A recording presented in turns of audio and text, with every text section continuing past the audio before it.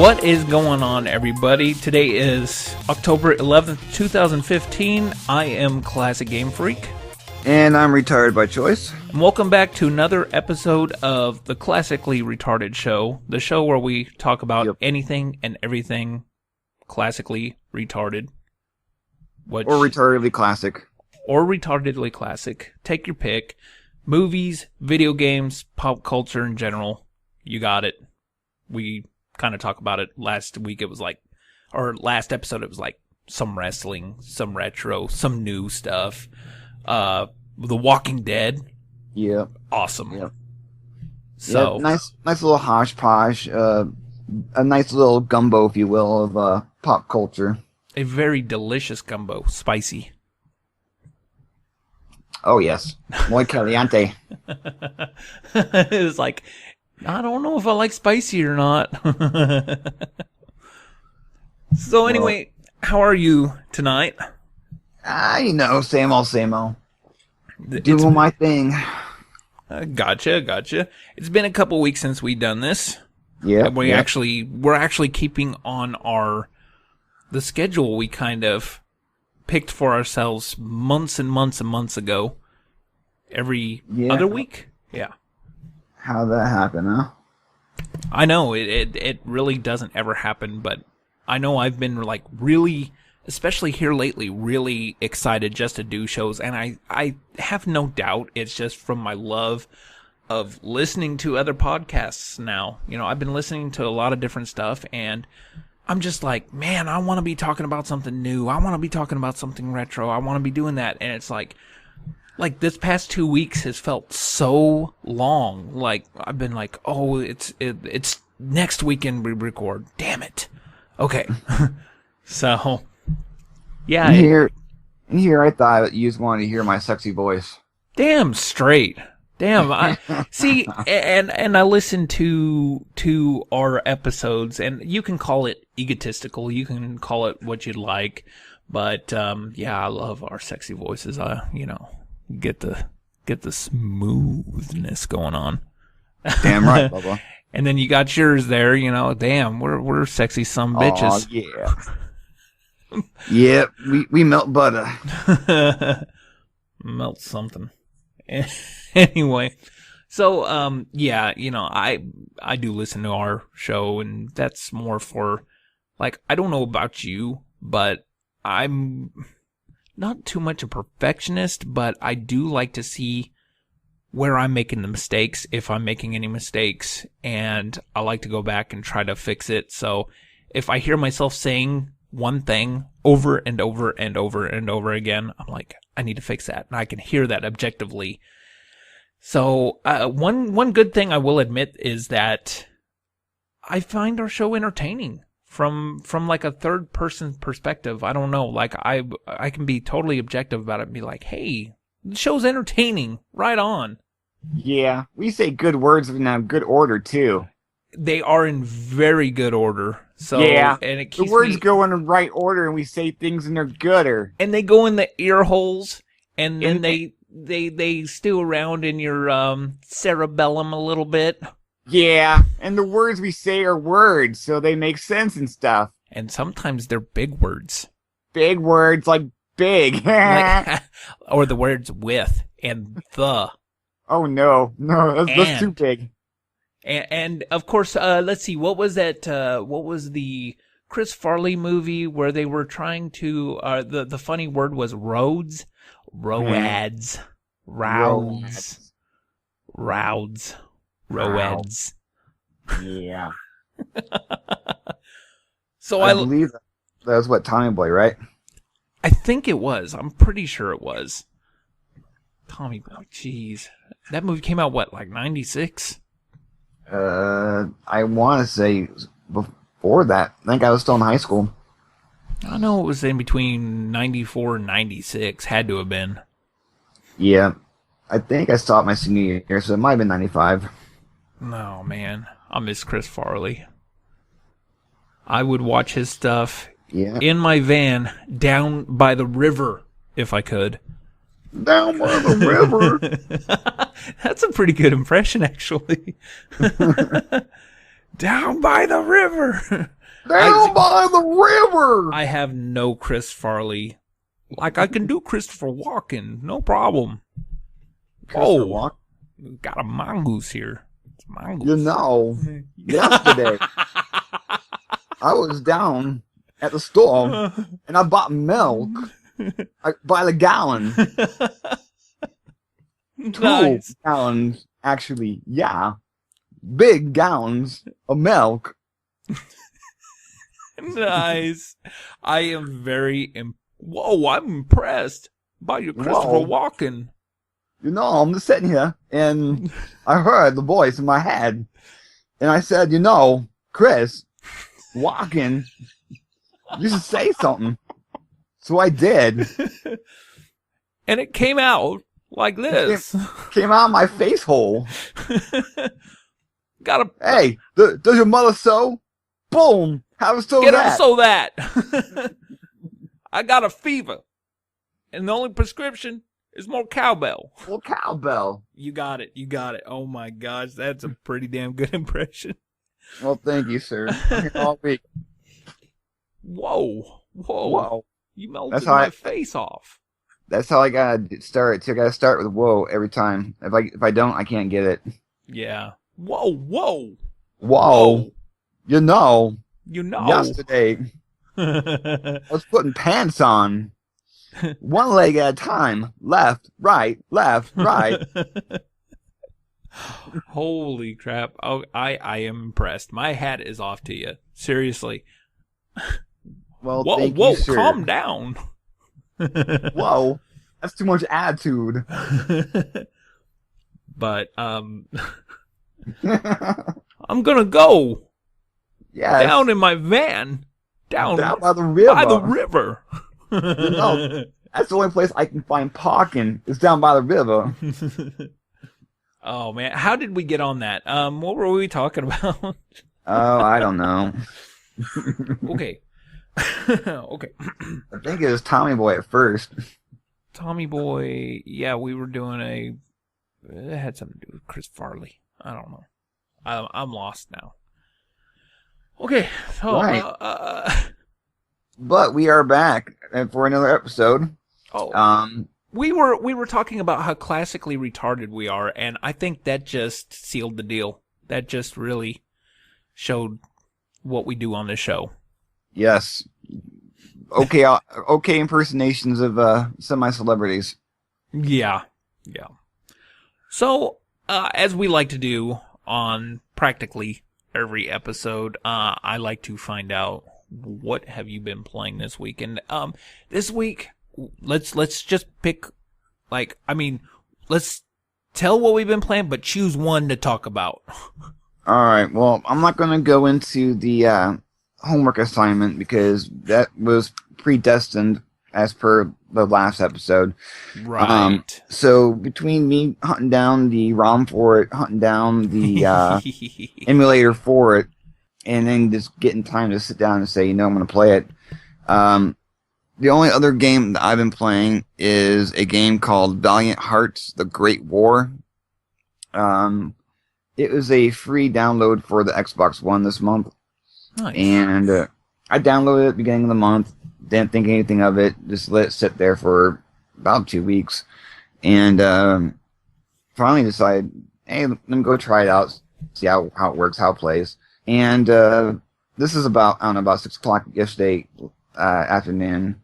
And before I knew it, it was 2 o'clock in the morning. And I'm like, oh my God, I need to go to bed. My daughter's going to be home in the morning, and I got to be up at 6:30. Yeah. So, it's actually a pretty fun game. I mean, it takes place during the First World War.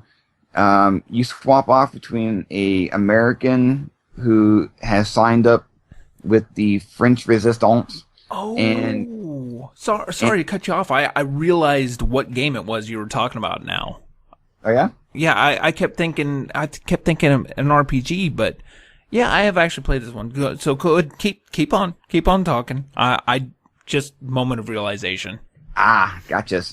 And the other character you play is a French soldier, a civilian who got kind of drafted into the war, and your son-in-law was a German civilian living in France who got kicked out before the war started. He had to go fight for the Germans, so it's kind of like a clash of morals, clash of conscience, you know. But it's kind of it's a side-scroller game set up kind of like Castle Crashers, that kind of graphics where it's kind of like cel-shaded artwork, and it's mostly just like a puzzle solving game. You gotta solve different puzzles to advance further in level to get to your next goal. And I don't know, I found it very fun, and I'm enjoying the hell out of it. Now, did you actually beat it, or are you close? Or oh no, I'm nowhere near close. I'm only about halfway through the second chapter. I gotcha. Now, so I'm almost at the halfway point, basically. Okay, well, you see, they did have that. I believe it was a PlayStation Plus perk a few months ago, and the game is like bustling with charm. Like, oh yeah, when I first saw it, never judge a book by its cover, because like when I first saw it, I was just like, oh, okay, it's a war game, whatever, but it's free. I might as well download it. And we'll see what it's about. And as I got into it, as I started playing it, there was like the characters don't say anything. Another thing is one artistic decision they made in the game is to never show any of the characters' eyes. Like, right. The eyes are always covered by hair or covered by a hat or something like that. They decided to do that, and I don't know, it kind of gave the characters a little bit more charm. I gotta correct you real quick. They do show one character's eyes. Oh, do they? Yes, the dogs. I see. I was gonna say the dog's kind of the only one that I noticed, but yes. Yeah, there is a dog that you take control of, and there was a couple of instances there in the game where it's like the character is trying to save the dog. I can't remember. It's been a little bit since I played it, but like he's trying to save the dog, and there was like a genuine sense of panic, like because the dog is so like essential in the game, and you. Without them ever speaking a word, it was more like, wasn't it like grunts? Like they, you know, when they talk, or was there even that?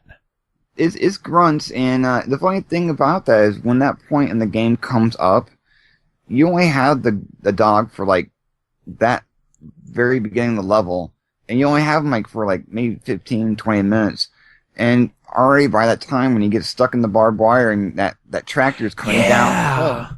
You're like, oh my god, no, not Scruffles. Yeah, because that was gonna like ruin the whole game for me. Dog stuck in barbed wire, this tractor, tank, whatever it was coming in there. And I was like, if this dog dies in the game, and that's essential to the story continuing in the game, I may not continue. And it was that type of game that it's like, you know, it's possible, because we're talking about World War One, and it was just like there's a lot of stuff going on in the backgrounds. It's a very it's a colorful game without being very colorful. It's a very vibrant game without being colorful. But there's like just savageness in the background, just everything just laid to waste a lot of the time. And it really was a good game from what I had played of it. And the characters grow on you without ever saying a word. And I think that is great storytelling in a game. Definitely. I mean, it takes a lot to emote with a character when they're not using any words. They're just using grunts and, you know, monosyllabic syllables to get their whole entire story across. There is a narration, you know, between the cutscenes and whatnot, and it kind of gives you a little bit of story as what's going on. But as per actually in the level playing as the characters, you get no discernible dialogue from the characters themselves. Exactly, but they can still get their point across without that. Yeah. And you can see games that are written just horribly, and I mean the characters just talk and talk and talk and talk and talk, and they can have the chance to establish a character, but their mouth is really ruining it for them. Oh yeah, definitely. I can't think of an example per se right now, but I can. Deadly Premonition. That game, I mean, as much as catchy as that game is, the character just ruins it for me. I mean, every time he opens his mouth, I'm just like, shut up. You're just so stupid. Why are you talking to yourself about horror films or horror books or, or talking to your imaginary friend? It's like, knock it off. Yeah.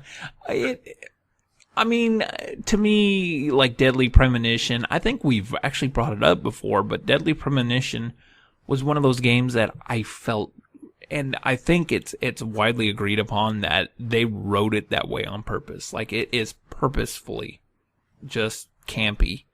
And that was the whole thing they were going for, because it's kind of got a charm behind it. But I mean, yeah, the dialogue in that game was awful. It was bad. I mean, not only that, but the voice acting in the game was not helping anything.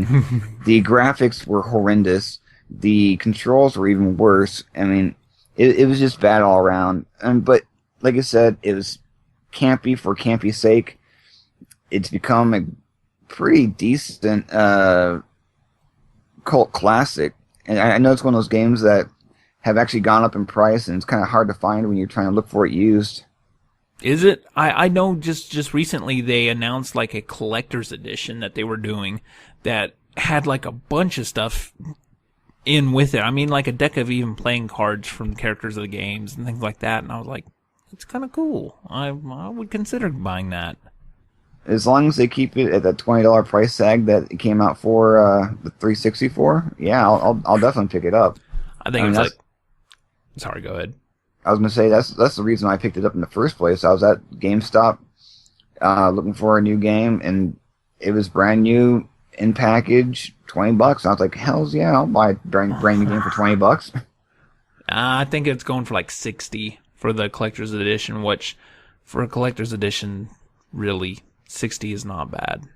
Right? Yeah, that is a good price for a collector's edition, if anything.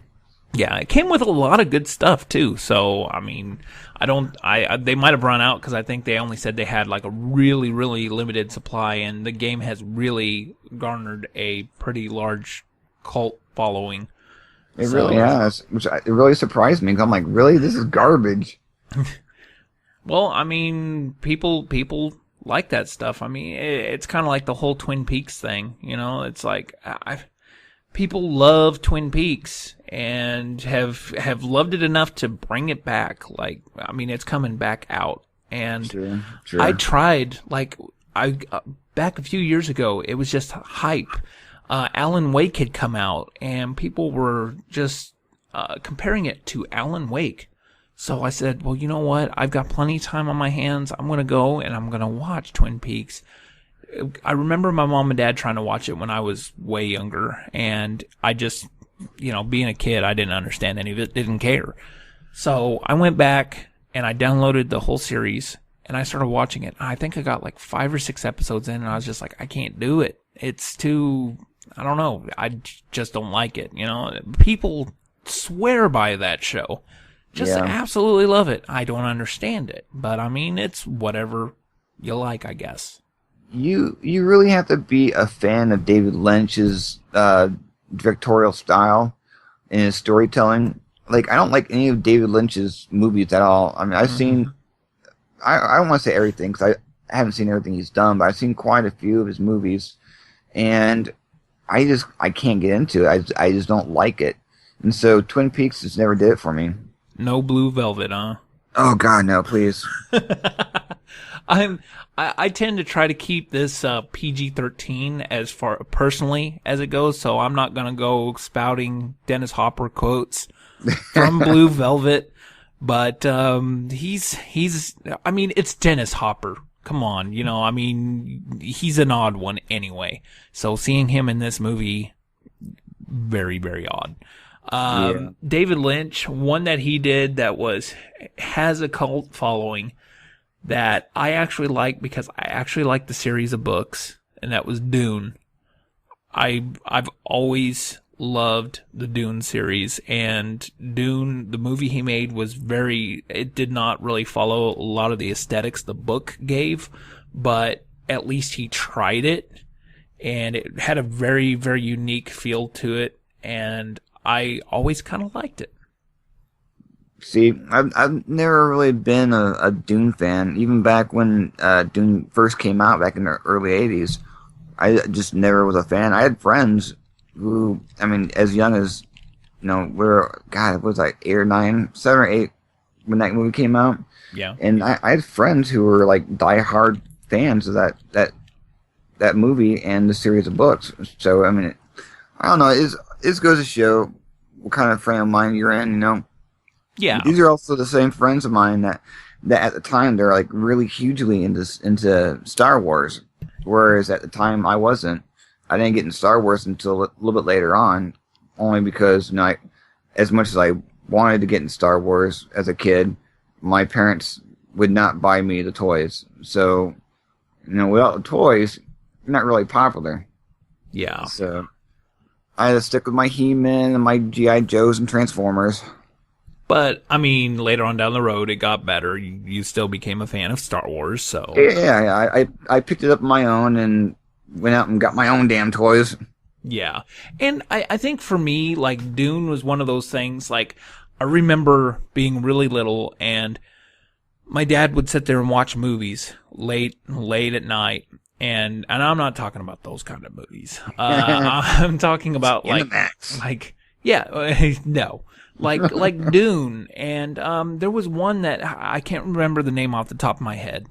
There was one that eluded me for the longest time. Like, I couldn't ever think of what it was, but I'd seen it a couple times, and I'm talking mid-'80s. It had two of the actors from The Lost Boys. It actually had the older brother Michael and then his girlfriend from the movies. And it was like a futuristic movie about this group of kids that's, I remember they were like on rollerblades or something like that. And oh my God, I know what you're talking about, dude. You know what I'm talking about. I've got to look this up now. It's called Prayer of the Roller Boys. What? No. Prayer of the Roller Boys. I swear to God. No way. Yes way, Ted. Okay, hold on. I'm typed up. We're gonna do it this way. I'm going to IMDb. I'm looking up The Lost Boys, and we're going right to whatever that actor's name was. Jason Patrick.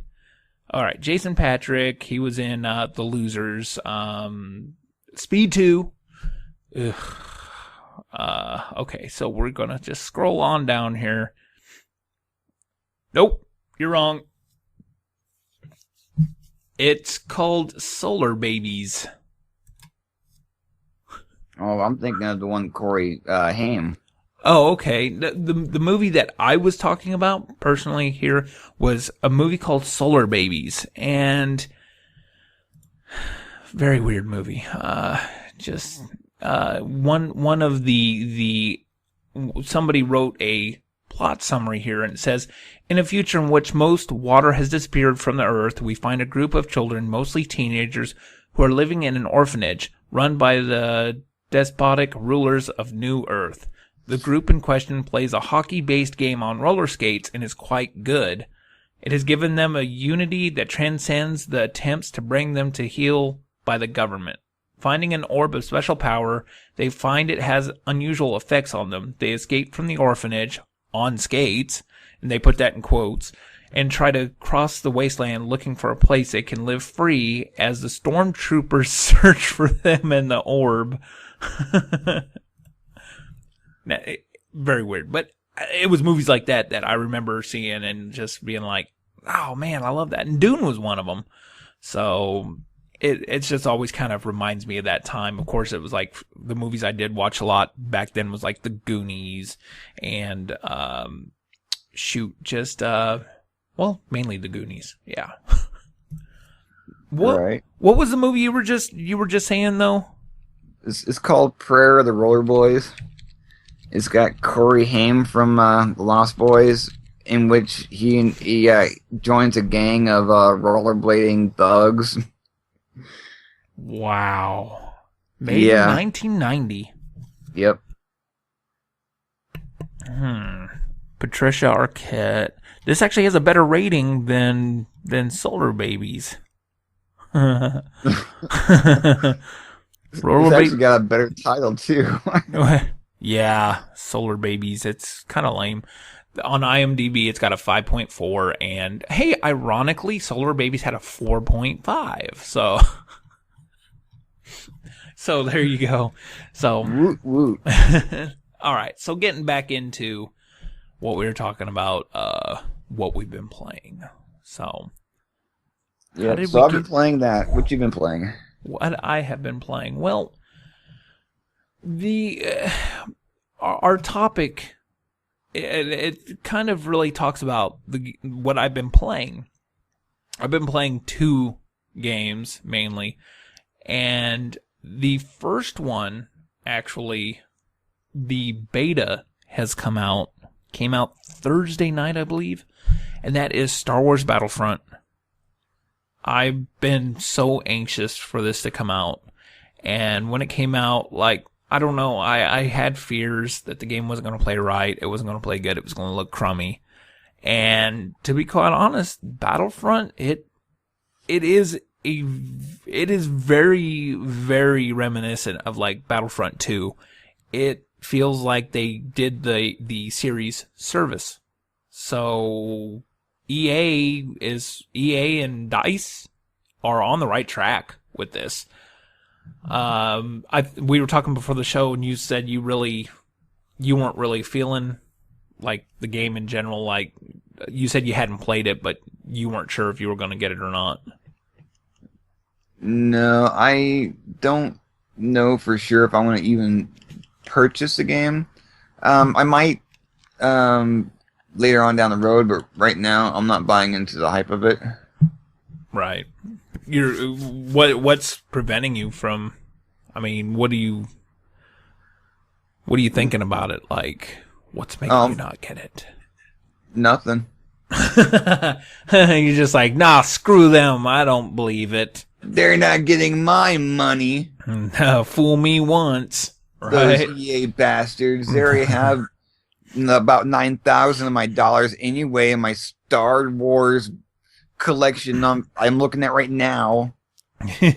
No Battlefront. I can play Battlefront 2 on my Xbox. Yeah.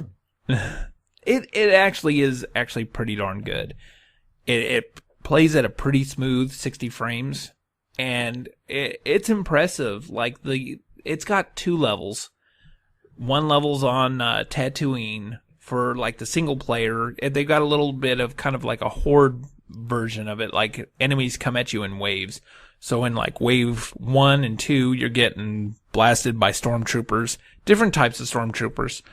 You got like the shock troopers, you got like sniper stormtroopers, things like that. And then once you get to like the 3rd round, you got an ATST coming at you, and you're having to blast that thing with like your blaster.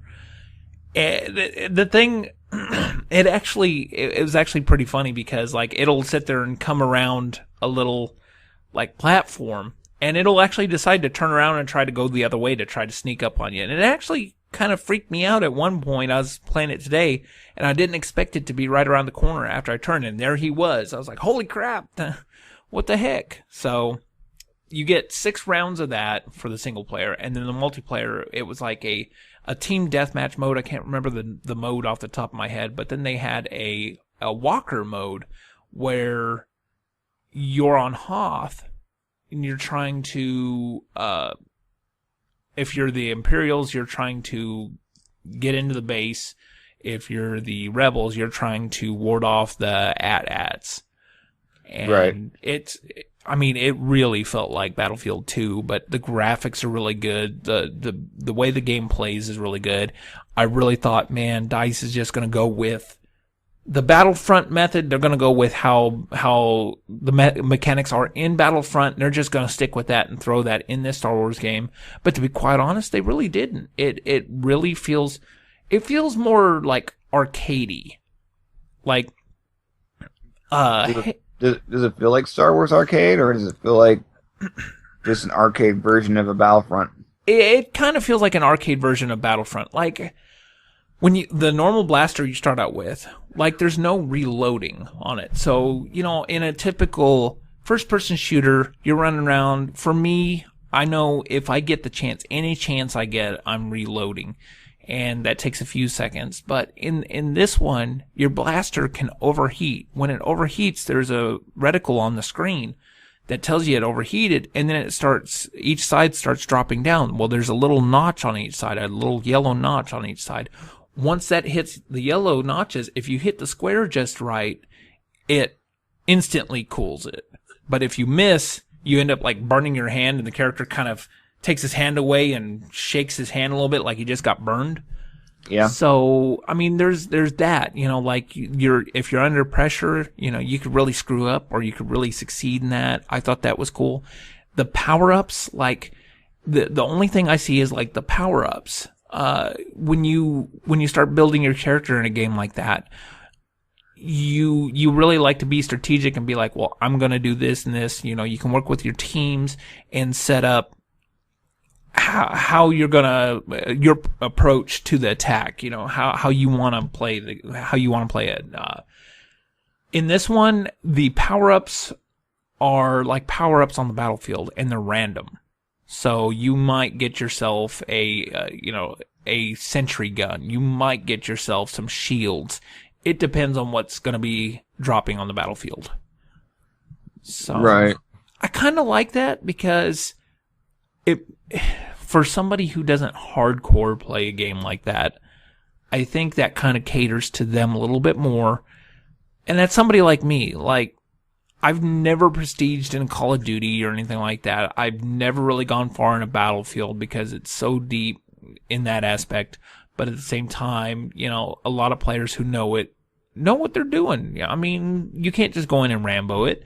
So this game kind of changes it up for you, makes you think a little bit differently on the fly. And I like that because you're very uncomfortable. Like, you're not going in going, I know exactly what I'm going to do. Oh, that power-up's there. Okay, I've got to change the way I think here a little bit. I like that. Right. Now, in your beta demo, was there any lightsaber play? Yes.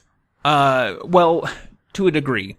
To a degree. I want a yes or no, sir. There are lightsabers. Yay. But like in Battlefront 2, they introduced like the hero system, which is, after a little bit you got to play as Darth Vader on the battlefield, or yes. Like Luke Skywalker. Yes. That's exactly what they did here. Ah, okay. So yeah, I've seen some epic Luke Skywalker and Darth Vader fights.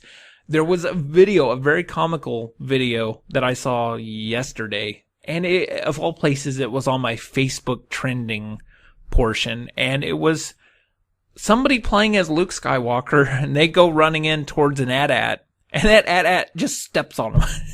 Just crushes him.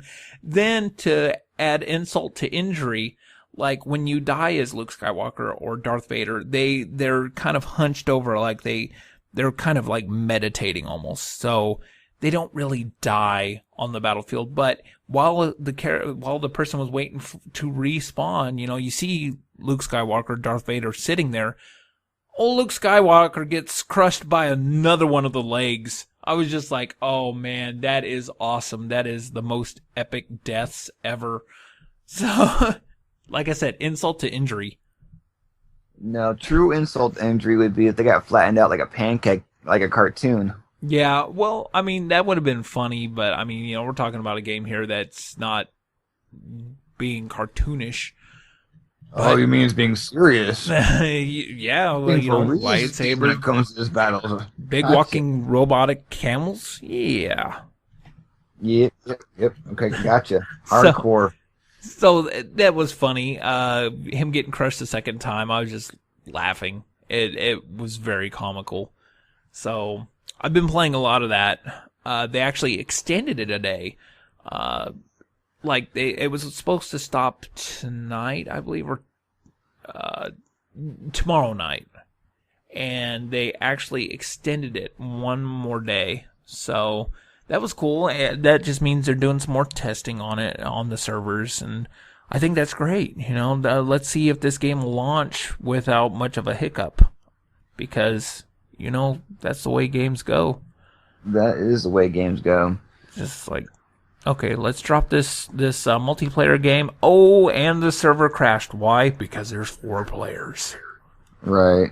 So it reminds me of the new Tony Hawk game that just came out. Yeah, this is. And real quick, before we start talking about that, let's just say that is the topic for the main topic for the episode. We're going to talk about games that have had a little bit of a break and have kind of come back. And are we ready for the comeback? Are we not? And are they going to get some high ratings? Are they going to get some low ratings? And a couple have already come out, so that's what we're talking about. And you're talking about Tony Hawk, which has had a few snafus. Yeah, have had a couple good games.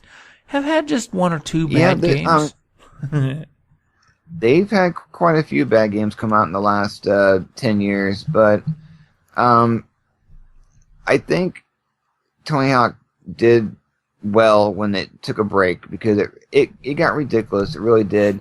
I mean, if you think about the last 2 Tony Hawk games that came out, you're talking about the ones that come with the skateboard peripheral novelties. Yeah, and you can't play the game without it. So it's not like you can play with a controller or with the skateboard controller. You have to play the controller. So if you were an early adopter of this maddening piece of hardware, you're spending, I believe it was $100 for the game and the skateboard at the time.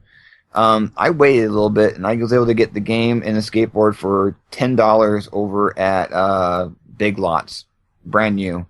So I didn't feel sad about that one bit. But I know my nephew, he paid the $100 for it.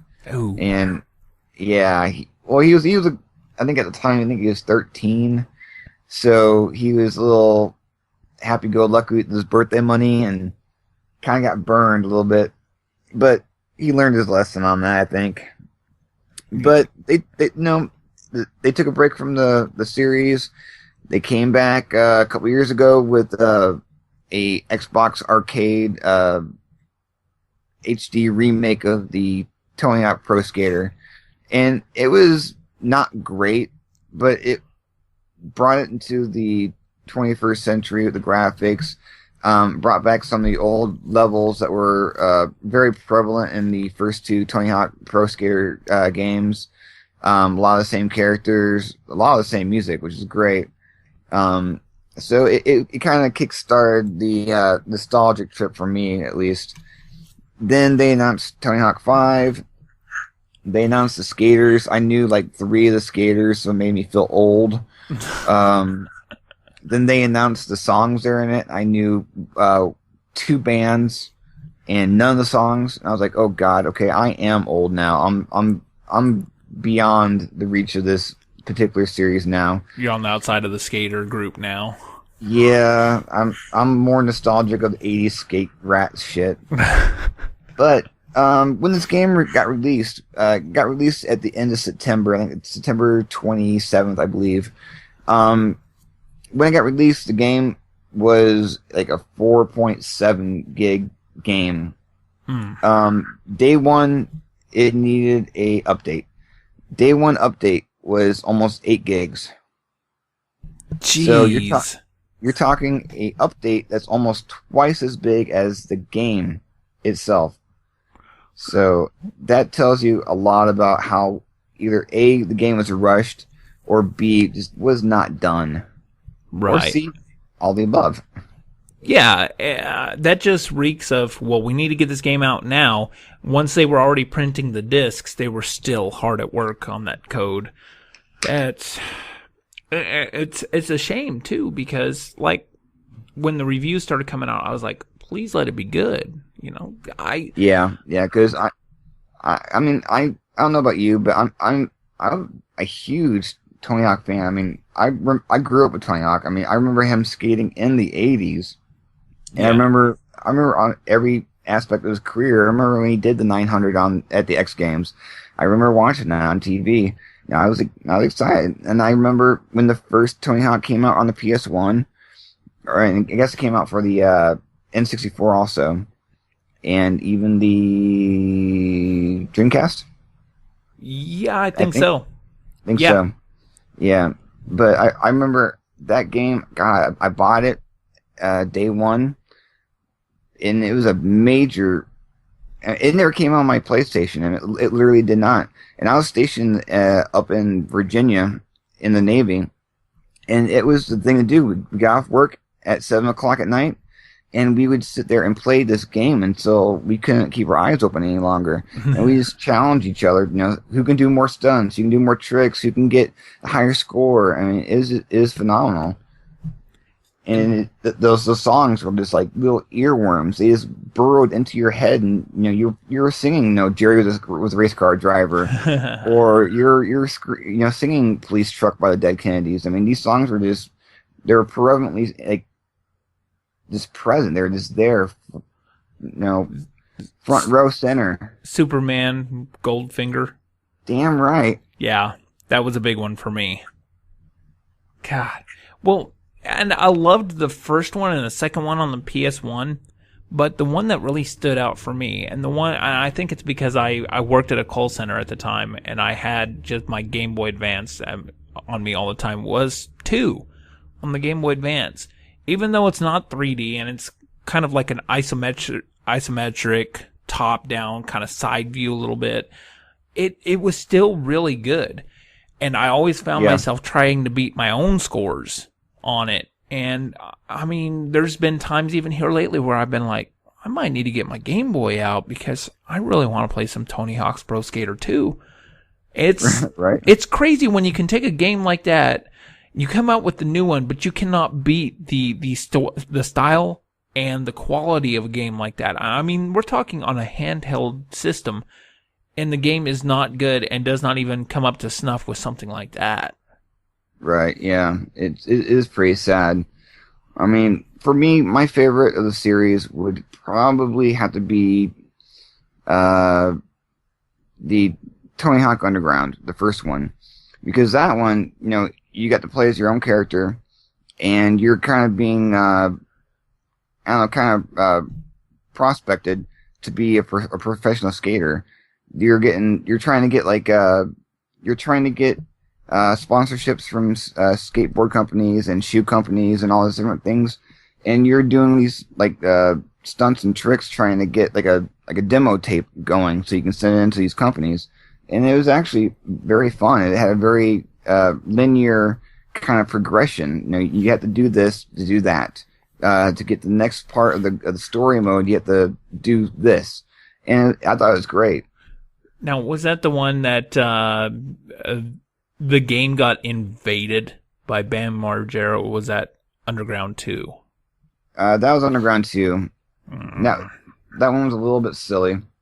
Yeah, it was like the world of Jackass decided to invade the Tony Hawk games. Yeah, pretty much, yeah. And you were skating around in like Philadelphia as like Benjamin Franklin and weird stuff like that. But to me, it got kind of stupid. Yeah. I think after the first Underground, it got kind of silly.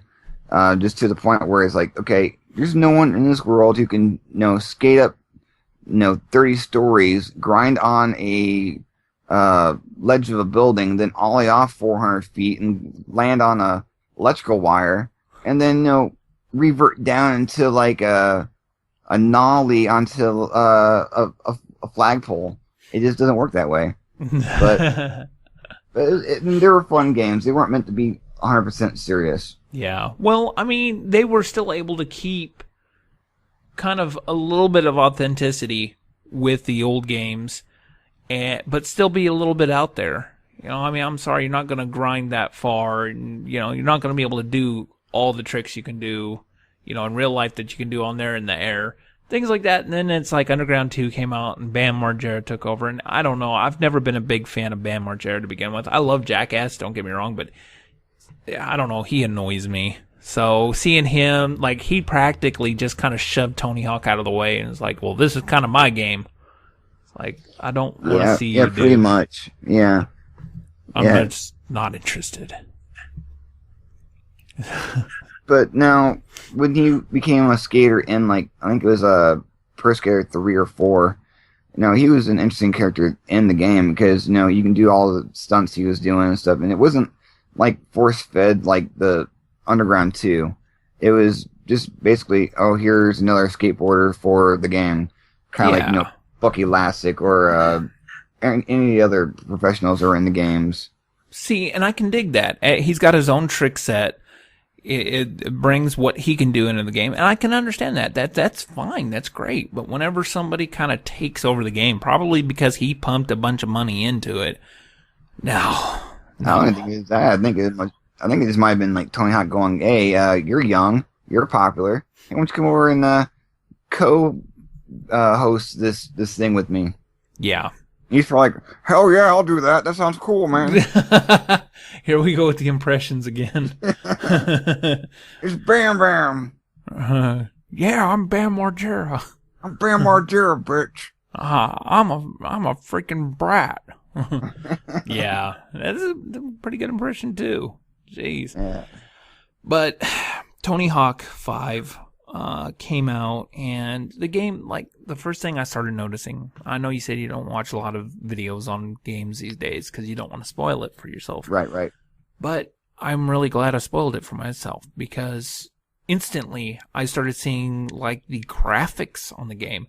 The textures on the characters really bland, almost looked Nintendo 64-ish, just looked awful. And then it's like the gameplay, I don't know, it seemed stiff. The reviews came out, sure enough, the game was awful. The multiplayer mode was just like, why? They're like, a lot of the reviews said the same thing. It was like, frames drop when there's a bunch of players in there. And to be quite honest, You're just skating with them. Who cares? Yeah. That's the problem, man. Everyone wants to be first out of the gate for the holiday season. And, Christmas is still a few months away. I mean, put in another week or two worth of work. Make it streamlined. Make it nice. Make it worth the $60, I don't want to spend the $60 on a game that I'm going to hate. Yeah. Even with updates. And I mean, we're talking about like Assassin's Creed Unity. I'm sorry, but if your game's not done, don't release it. Right. No doubt. But they probably thought they had some gold with it. It's been a long time since we had a Tony Hawk game that you can play on your controller. So we're going to do this and we're going to bring it back. We're going to put some old levels in there and we're just going to play this. We're going to have fun with it. Screw the haters. And oh my God, just why? Yeah, 'cause they want that $60, man. That's why. Well, but they're not the only dog in town with new tricks. We got we got other systems, or not other systems. We got other games coming out. Some old games that have been missing since about 2010. Ooh, yeah, I think I know where you're going on this one. Yeah, we're gonna kick it old school. We're gonna go back and we're gonna talk about some music rhythm games. Yes. As everyone out there in the world knows, who's been around even just for a little bit in the last 5 years, knows about a guitar-based controller game, i.e. Guitar Hero or Rock Band. Now, both companies, both Harmonix and the other one, where are they called? Yeah. I can't even remember. We'll just say Guitar Hero and Rock Band. They both announced new games like days from each other. Yeah, and did they announce them both at E3? No. Guitar Hero went premature. They announced before E3, and then Rock Band announced at E3. Okay. And because I do remember seeing Guitar Hero first and being like, all right, hey, Guitar Hero's coming back. For anybody that doesn't know, I'm personally a big fan of music rhythm games. So Rock Band and Guitar Hero, like I have a stack of Guitar Hero games in behind me on my TV stand that like Guitar Hero and Rock Band that I just picked up for PS2 because I don't have my 360 right now. And I was like, I gotta have these games. I just need to play some of these songs. So, Right. Huge fan. I was really excited. How about yourself? Yep. When I heard the announcements, I was excited. I was like, yes, bring them back. I've been more than ready. I mean, because for me personally, when Guitar Hero came out, I bought the first one, loved it, pre-ordered the second one, went and picked it up at midnight release, played it, beat it, loved it. Did the same thing for every eventual sequel for the series. Then Rock Band came out.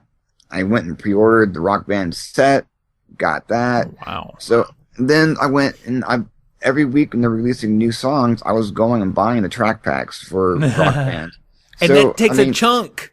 It does. I mean, if I don't even want to sit down and count how much money I put into that game alone. But between the initial set of the drums, guitar, microphone, and game, and then each sequel, Rock Band 2, Rock Band 3, and then every track pack I bought online, and every track pack I bought in disc, like hard disc of. I must have spent, oh god, if I had to guesstimate, $1,500. What? Maybe. No Maybe. way. Maybe. 1,500. Dude, I got like over 1,000 songs on my hard drive for my 360. Holy shit. So when it came time to upgrade to the Xbox One, I was like, I don't want to get rid of my 360. I will not get rid of my 360. I have too much money invested in my 360 between all the peripherals and all the software and all the downloads. And I was literally, downloading songs. Like every week they come out like 3 songs or 4 songs, and I download every song. Even if I didn't like the song, I was downloading them. Whoa, that's an addiction, buddy. It was. I was hardcore addicted where, I was challenging friends, neighbors, strangers. Come over, I got Rock Band, let's play, come on, be fun. I couldn't wait to get off work so I can go home and play Rock Band. It was bad. It does sort of become an addiction to play those. It's one of those very, very good examples of just one more game, just one more mission. For those, just one more song. Just one more song. One more song, you have to multiply by 10. Seriously, you don't realize how much time you put into it until you're sitting there at 2:30, 3 o'clock in the morning and going, I better go to sleep. Or, in my case, I'm going to throw this out here because this is going to be part of the whole story here. You fall asleep playing the game and wake up with the guitar still in your lap, kind of whatever, and just going, it's 5 o'clock in the morning and you're going, okay. Yeah. Yeah, but what makes those stories even better is when you look up and it says, you rock. That would be funny. Unfortunately for me, my TV was off because I guess my PlayStation went into standby, and then my TV, after a little bit of it having no activity, shuts off. So it was just waking up. It's well, what time is it? It's still dark out. Oh, it's 5 o'clock in the morning. I better get to bed. Yeah. I gotta go to bed so I can be up in an hour. Yeah, exactly. So it's do I stay up? Do I go to sleep? What? But yeah, Guitar Hero, Rock Band. Rock Band, when I bought the first Guitar Hero, I bought it because a friend of mine suggested it. He's like, you got to try this game out. I bought it, and I've been watching videos. I remember watching Jeff Gusterman when he was still with GameStop. He was doing he did a review for it, and then I started watching. Was it YouTube? It had to have been YouTube. 2006. So I was watching videos on it. I was like, man, I could play this game. I can play it on hard, whatever. I bought it and I hated it because I was like, I can't do it.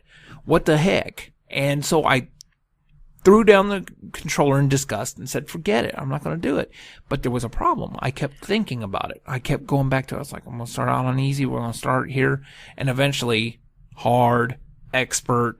And people are just like, damn, you're good at this. I'm okay.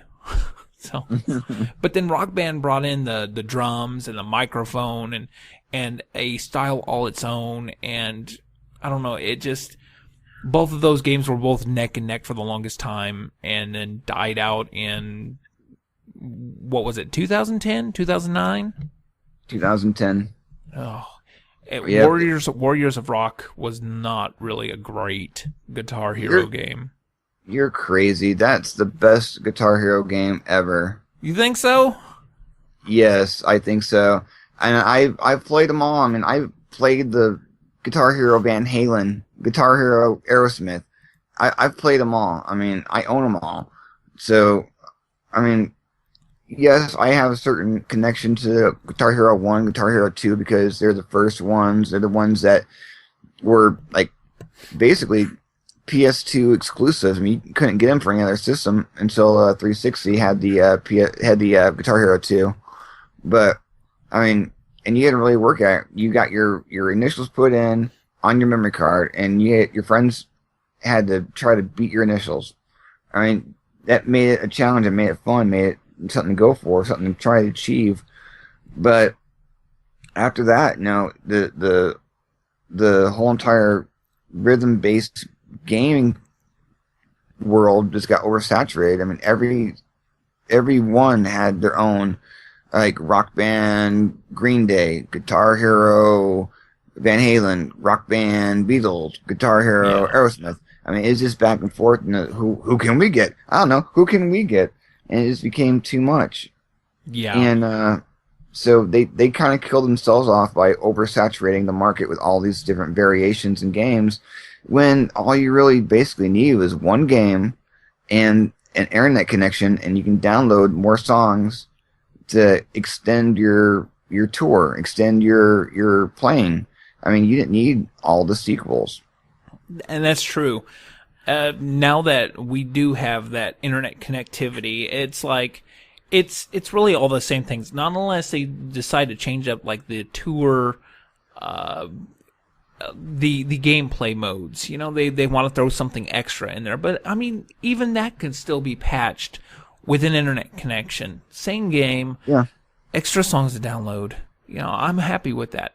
Now, we're talking about, you know, the Tony Hawk game with their gimmicky little skateboard peripheral. And, I mean, I never had a problem with, like, the Rock Band guitars or the Guitar Hero guitars or anything like that. I always liked them because they always did kind of make you feel like you're playing a song, even though it wasn't giving you a lick of guitar knowledge whatsoever. If it was training you for anything, was maybe just keeping a beat.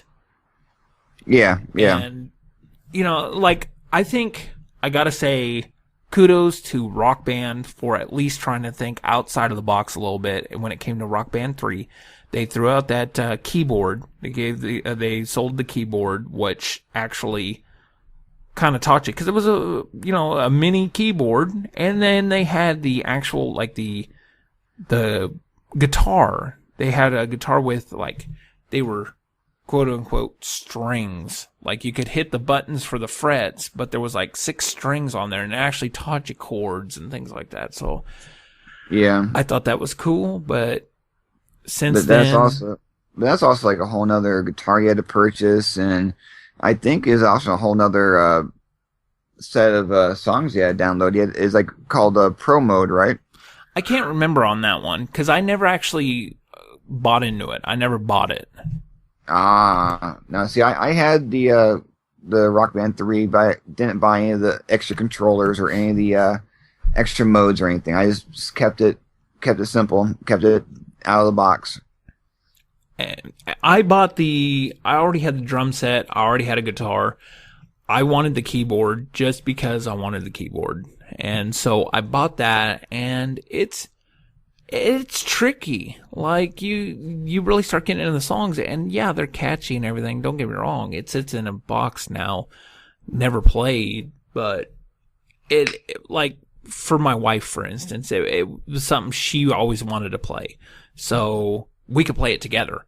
She loved playing the keyboard. I was like, yeah, hell yeah, sweet. I could just stay on the guitar because the drums are cool, but it's a matter of laziness, I guess, when it comes to with the drums, because if they're not hooked up, it usually means the drum set is torn down, the whole stand is torn down, and I don't want to go to get it hooked up. So it'll be like, oh, I want to play some Rock Band, but the drum set's not hooked up and set up. Nah, forget it. I don't want to play Rock Band. So there was that. Right. But now we got Rock Band 4 coming. Well, Rock Band 4 is here. And Guitar Hero is this week, right? I think it's the 27th of this month. 27th? I want to say. I thought I heard 20th. I thought it was like 10/20. Even if it's 10/20, it's still 10 days away. Yeah, so next week. So both of those fall on a Tuesday, so either one is possible. Yeah. But Rock Band 4 has come out. Guitar Hero Live is fixing to come out, which Guitar Hero went with more of like a live look aesthetic to it. It's like you're looking from the guitarist, and they even changed up the guitar a bit. They are using black and white frets. It's like a set of 6 buttons, 3 white, 3 black, and that looks puzzling to me. It does. I was looking at the picture going, how do I play that? My brain's hurting.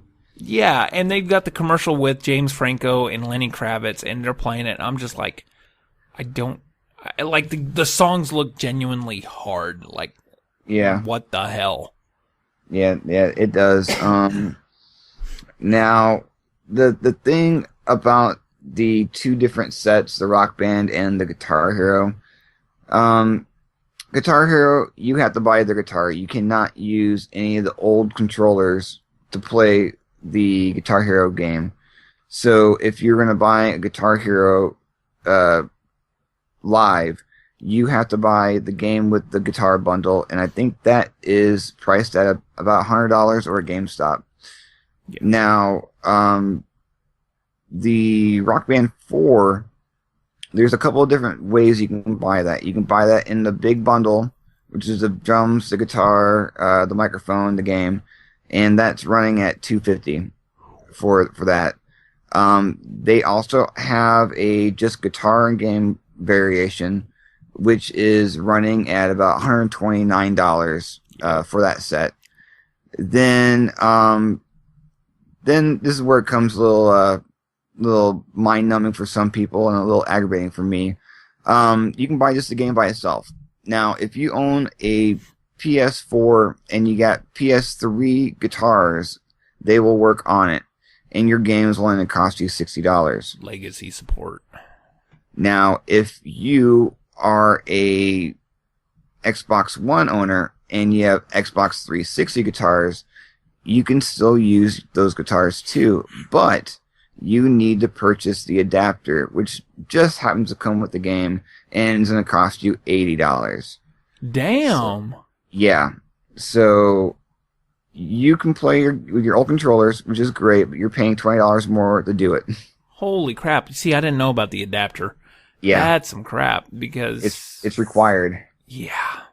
See, my Rock Band games, I got all on the 360. So any guitars I have, which, well, I mean, really, I had a couple of the Explorer guitars, I have on the 360. So when Rock Band came out, I want it, but I'm a PS4 guy, so no guitars. I went and bought a guitar at a thrift store, a Rock Band guitar, and when I got it home, I realized, it's missing a dongle, so I can't hook it up. I can't use it. What a waste of money. It was like $2, but so my ability to play Rock Band 4 became pretty slim, because I didn't want to buy a new guitar or anything like that. And right. The thing about it was I was kind of talking about it to my wife about, oh man, Rock Band's out. That sucks. I'm not going to get to play it or whatever. Well, it just so happens, yesterday was my anniversary, 5 years, 5th year anniversary. So congratulations. Thank you. Yep. So that was cool. And she, I was going to get her just like a necklace or something like that. I really wanted to try. I wanted to spend about $200, if not a little less. And I just didn't find anything that jived with her. And yes, this story is leading back to Rock Band, I promise. So nothing jived with me. I finally told her, I was like, look, I was going to get this for you. Nothing just stands out. What can I get you that will make you happy? She said, hey, can I still spend that much? I said, well, yes. She decided she wanted a couple of purses and a couple of wallets. It came up to like $150. And she told me, well, what can I get you? And I was like, I don't know, just whatever. And she goes, well, would you be happy if you got Rock Band? And I was like, I'd be really happy if I got Rock Band. She goes, let's go get Rock Band. I'm like, nice. Well, yeah. So we went up and I got Rock Band 4. So I can say from experience, the guitar is actually a little better than the old guitars, and I needed my Rock Band fix because it has become a case of one more song, and then you fall asleep during said set list. So right. So it's actually pretty cool. The songs on it. See, this is another thing, with the songs on all the games. It's like it's give and take. 3 started introducing a little bit of country music. I know Band Hero, like they were trying to do some what's her name? Taylor Swift and things like that. Yeah. That wasn't jiving with me. No, Band Hero was very poppy. Yeah. So this one, they did. I know I saw Keith Urban on there, and who else? What is it? Little Big Town, I think they're called. I don't know, but I don't know, dude. saw some of that on there, but they've got some good stuff too. They got like Hailstorm, I Miss the Misery, Avenged Sevenfold, Impression That I Get by Mighty Mighty Boss Tones. So some fun stuff to play like that. So right. It ain't bad, but damn. Already I can say I've had the game for 2 nights and I've already plopped $25 down on just to download music. Nice. So you were talking about $1,500 before you said that. I was sitting there thinking, oh yeah, trust me, you spend some money. And I thought, man, $25 is already a lot. And then you said $1,500 and I went, oh, that's not a lot. So yeah. Well, I'm also including the $200 bundle of the game and all the other games that came along, and so it wasn't just downloads. If I was to say just downloads, I would probably say around conservatively $700. Yeah, that sounds about right. That's still a lot of money, though. If you think about it, $700 on just downloaded songs that are on a hard drive on a system that came out that one generation ago. Yeah. But you see, here's the thing I see. That is spread out over time. Now, mind you, I'm not going to download tracks that I don't like. I'm not that obsessive into it, but there was like a lot of songs on there. I don't know what it was, but there's like those impulsive purchases as far as tracks go for the game. And like for me, I was like, okay, I've got this much money on here. I'm going to make a list of all the songs I want. And then I'm going to go back and be like, well, what 10 do I want right now? And as I was going through, I found myself just clicking. I was like, I got to have that song. This would be fun to play in Rock Band. And like the first one, and it's like actually one of my favorite tracks now is that song, I Believe in a Thing Called Love by The Darkness. Oh, nice. You know which one that is, right? Oh, yes, come on. Okay. That song was everywhere back in what was it, 2004? 2003. 2003? Yeah. And I always kind of had a problem with it back in the day, but here recently, it came on the radio or something like that. I was like, man, that song's cool.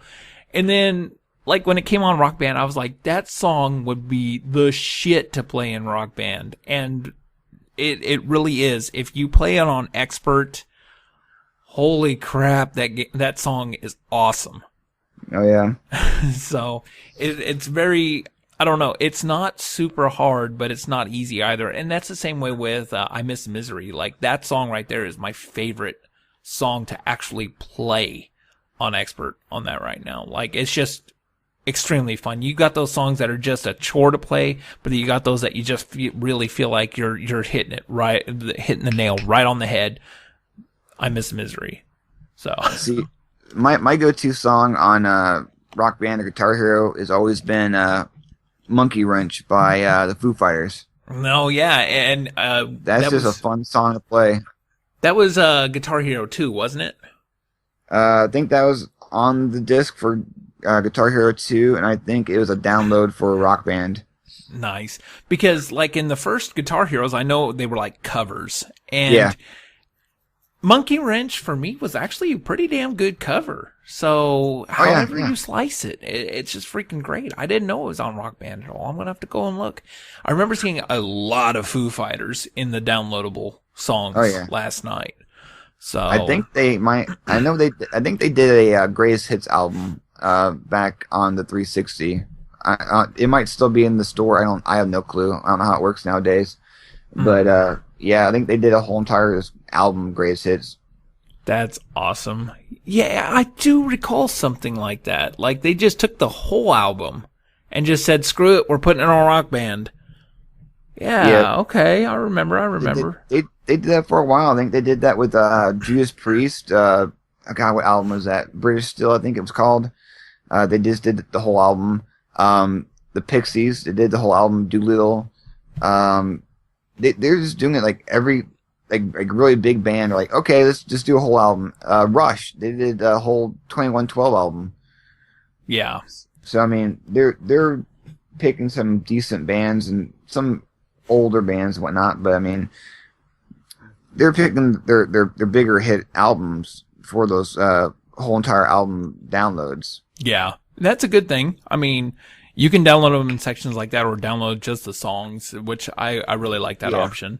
The one thing, while we're on the topic, the one thing that I did not like with Rock Band 4 was, as I play, like, there's a solo in the song Nightmare by Avenged Sevenfold that, I mean, it's just a down and dirty guitar. I just love the way it sounds. I've always loved that one little, it's not even really a solo, it's more like just a couple licks, but I always loved that part in the song. Now, what Rock Band 4 tried to do that was different was you could create your own solos.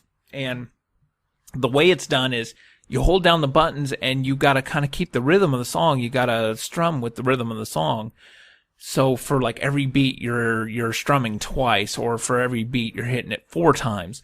And you can go up and down the fretboard, and you can actually use both sets of the buttons to make higher tones or lower tones. And it sounds so out of place. Like, I mean, yeah, it's cool. You're creating these solos to your favorite songs, but at the same time, it instantly cuts into that, and it cuts out like your favorite solos from the actual song. So for a little bit, I didn't think you could turn that off, and I was kind of pissed with it. I'm like, why? I don't want this. And then it turns out, yeah, it's not labeled like you would think it is. So, there's an option there. It's like solo something, I can't remember, but you turn it off, and then it brings back those solos, so you can see what percentage you can do on those solos in Rock Band. And that made it 10 times better for me, just bringing back the solos. Oh, that's cool. So, I'm glad. So, is there any other games? I mean, I know we're already running pretty far. The only game that I'm really super excited about is coming out next month. And you know what? I'm wondering, do you want to save that for the next episode? We can just do a whole episode on nothing but that. That's what I'm thinking, because I love this game we're going to talk about. I'm a huge fan, and I know you are too. All right. So, yeah, let's do that. Whole episode. We'll save that nugget for next week. And, we'll just to get people's mouths watering a little bit, we're talking about the game Fallout. Yeah, Fallout 4 comes out next month, and I am uber excited. I am very excited. I Can't didn't, wait. I didn't pre-order the Fancy Dancy Pip-Boy edition, but I do have my pre-order down. Yeah, and I know we talked about that a little bit in the last episode, and I was sitting there like, don't be jealous, don't be jealous, don't be hating. And I'm you not. said you just didn't want to look like a nerd with it on or anything like that, so yeah. No, I'm a big enough nerd as is, sir. I don't need to look that. I don't need to go the extra 10 miles for that. Okay, so we'll just hold that for the next episode. I mean, who knows? I mean, I know we're gonna shell that one out pretty quick. We'll Yeah. do good on that. So Now, do you want to go over our homework assignments now, or do you just want to hold off the next no, time? let's do this now because I want us to keep playing. We got to talk a little bit about these games. So, people that are listening to us, for one, I'm sorry. I'm sorry to you all that, but hey, if you guys like a long show, then great. Now we're getting into the retro section of the show, which I think for every episode, we got to have some retro in there. Yeah, I believe so. Yeah. That's really what made us friends. Like, that's how we found each other on the YouTubes. Well, I found you because I was doing searches on GameStop dumpster dives. Oh, man. and I found one of your videos, and I was like, this guy's cool. Sweet. That's back when you had the poison mushroom as your icon. I remember that. Yeah. But okay, well, still, fine. We still share a mutual love of retro games, We do. That is for sure. and I don't think that'll ever change. Retro games are great, and sometimes there are retro games that slip between the cracks, and a lot of people don't hear about, or perhaps in like your case, hasn't been released in North America. So Yes. last week, we gave each other a homework assignment, and it was just really giving each other a game to play. And I'll say what we gave each other, and I guess you could do a little review. So I'll go ahead and start. You know what? I'll just say what yours is, and then you can go on your spiel about the game. Alrighty then. And the game I gave you was a Super NES game called The Firemen. Yes, you did. I totally did neglected to tell you that it was not released in the U.S. But Yeah, I found that out the hard way. I very egotistically figured, hey, guess what? I have every SNES game emulated on my Xbox. I'll just go and play it sometime this week. Well, it comes time for me to play. I'm hunting on my Xbox, and I can't find this game. I'm like, okay, I have like 2,000 games on this thing, even import games, and I can't find this game. I'm looking everywhere. I can't find it. So I go online, I do a little research, and then I find out, oh, it was only released in Europe and Japan. I'm like, that son of a bitch. Well, and it looked interesting to me. Like I had looked up like obscure titles online, and this one I came across and kind of looked actiony, but looked like you'd see it in an RPG. So, tell me a little bit about The Firemen.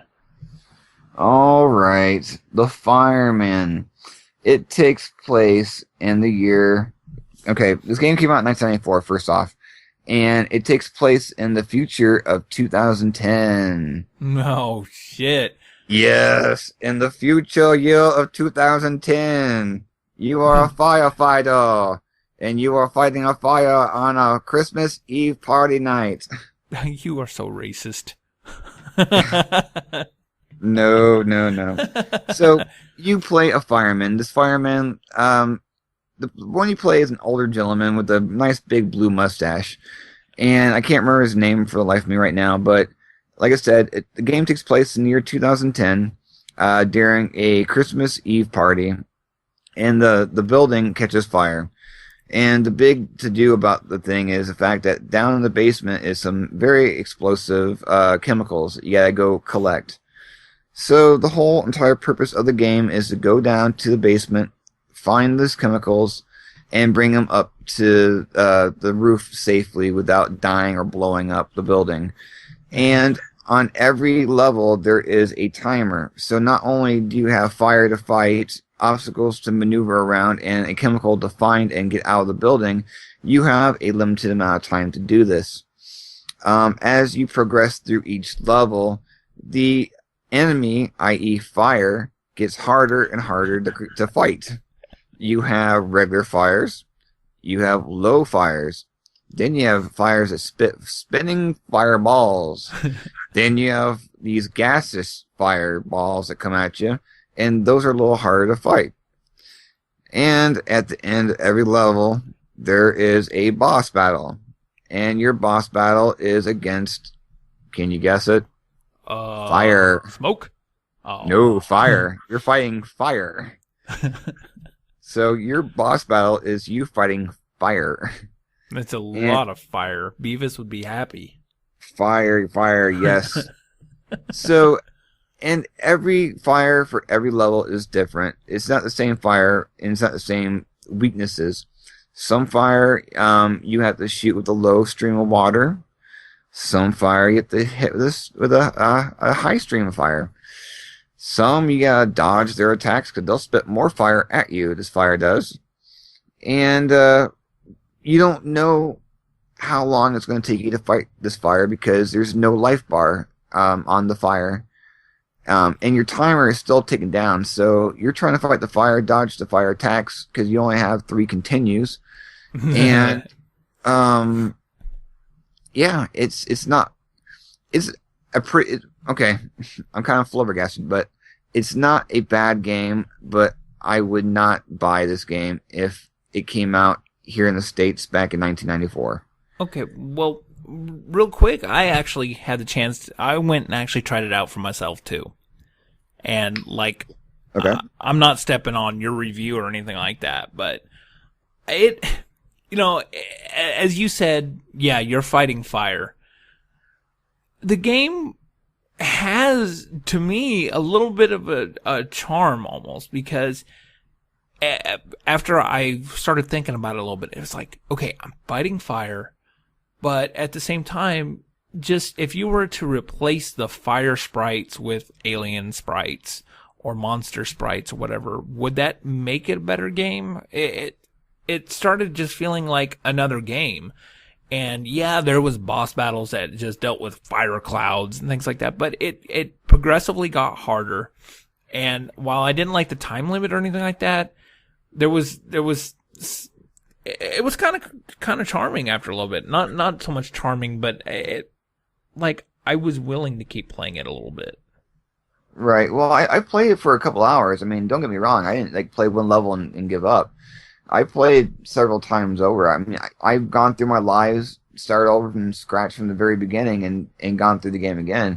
But it just wasn't my cup of tea. I wouldn't even mind it if not maybe aliens or zombies, but maybe like a firebug. You know, someone who got into the building and set these fires. Somebody with a flamethrower. Molotov cocktail, something. Make it mix it up a little bit instead of, well, I'm fighting fire. Ooh. Watch out, guys. Here comes the fire. He's the boss guy, so watch out. He's the fire boss guy. Well, I would have liked it if they would have renamed it something else other than the Firemen. Now, the way the game set up for me, I was watching the intro kind of cut scene, and it had said, the firemen are on the scene, and instead of it being spelt SCENE, it was spelled SEEN. And I just thought to myself when I saw that, I was like, oh, is this setting up the game right here? Is this really what we're going to be seeing throughout the whole game? Just those misspellings, those common misspellings and everything. Because, I mean, I didn't know if somebody had just straight up patched the ROM or what, but I was like, oh, geez, this game's going to suck. Yeah, I noticed a few of those errors early on also. But I wasn't sure if that was just, a translation error, going from, Japanese to English, or if it's just a variant of a an English word over in Europe. Because like I said, the game never came out here in America. It's just strictly European and Japanese. So I don't know what countries in England or in Europe it came out. And I don't know if it came out for like Poland and Yugoslavia only, or if it was the whole entire continent of Europe. But for what it wasn't bad. I would give it like, I don't know, 3 stars out of 5. It's cute. It's very likable. And if I was like 12 years old and that game came out, I would probably love it. I could see myself totally being 12, 13 years old playing the hell out of that game. Because there has been worse. There has been a lot worse that I have played and actually played the hell out of. And that would have been one of them back in the day. I would be like, yeah, I got this. I mean, yeah, you're fighting fires, but it's kind of cool because, yeah, it does get challenging. There was one level that it was like things like containers were blowing up around you or something like that. And it was just underneath you. Yeah. Oh my God. That was hard. That sucked. That was tough because it wasn't like flying over your head or near you. It was like going underneath the walkway that you're walking under or walking over. So you're like, okay, it's under me. It's no big deal. It won't hit me. Then all of a sudden, it goes under you and it hits you. And it's like, what the hell's going on? Yeah, and they come into the screen so fast. I mean, you got to have cat reflexes, just cat-like reflexes. And I swear I failed like every time I played it because I played a little bit of it. I didn't play all too much, but the couple times I did, both times ended miserably there. Now, the level before that, what's funny is there's like these sensor robots down on the ground that you got to kill. It looked like Daleks on fire off of Doctor Who. I swear they looked like Daleks. Kinda. I was like, yay, this game's got Daleks, but then I'm shooting them with water. Water hoses, yeah. I expected them. Extinguish. So I was faintly amused by that, and that's what I was yelling as I was shooting them with the water stream. Right. Super, whatever.